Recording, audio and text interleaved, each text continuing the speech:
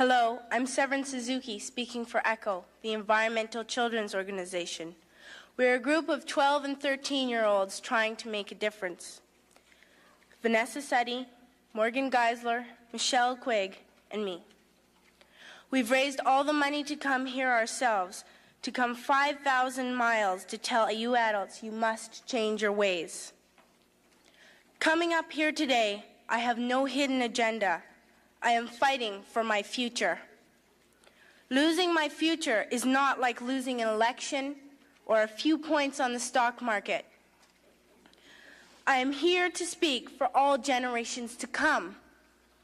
I am here to speak on behalf of the starving children around the world whose cries go unheard. I am here to speak for the countless animals dying across this planet because they have nowhere left to go.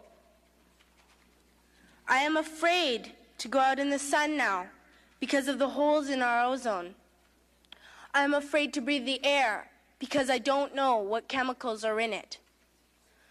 I used to go fishing in Vancouver, my home, with my dad, until just a few years ago we found the fish full of cancers. And now we hear of animals and plants going extinct every day, vanishing forever. In my life, I have dreamt of seeing the great herds of wild animals, jungles and rainforests full of birds and butterflies. But now I wonder if they will even exist for my children to see. Did you have to worry of these things when you were my age? All this is happening before our eyes, and yet we act as if we have all the time we want and all the solutions. I'm only a child, and I don't have all the solutions. But I want you to realize, neither do you. You don't know how to fix the holes in our ozone layer. You don't know how to bring the salmon back up a dead stream. You don't know how to bring back an animal now extinct. And you can't bring back the forest that once grew where there is now a desert. If you don't know how to fix it, please stop breaking it. Here, you may be delegates of your government, business people, organizers, reporters, or politicians, but really, your mothers and fathers, sisters and brothers, aunts and uncles, and all of you are someone's child. I'm only a child, yet I know we are all part of a family, 5 billion strong. In fact, 30 million species strong. And borders and governments will never change that. I'm only a child, yet I know we are all in this together and should act as one single world towards one single goal.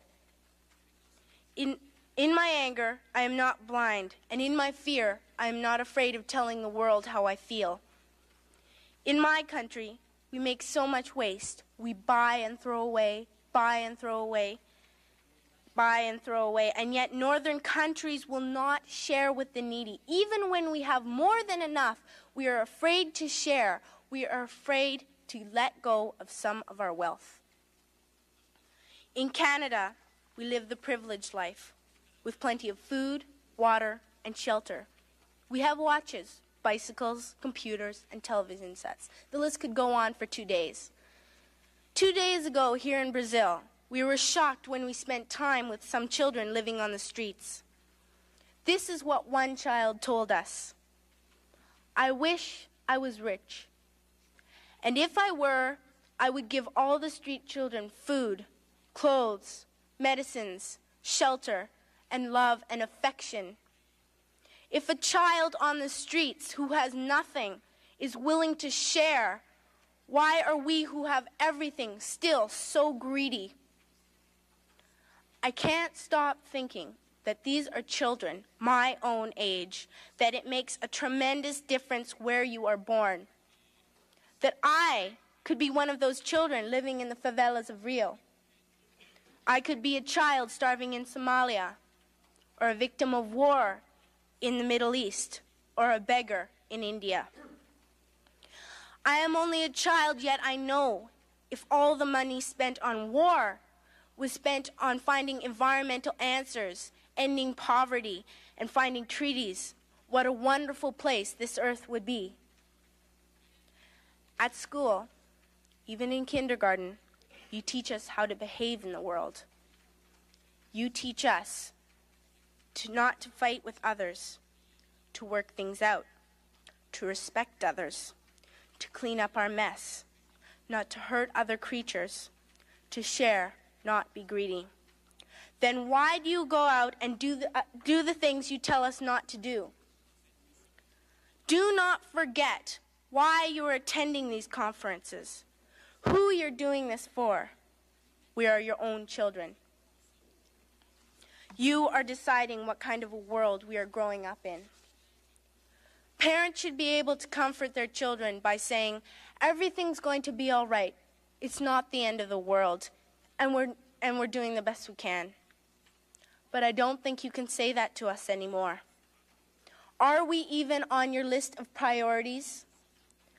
My dad always says, you are what you do, not what you say.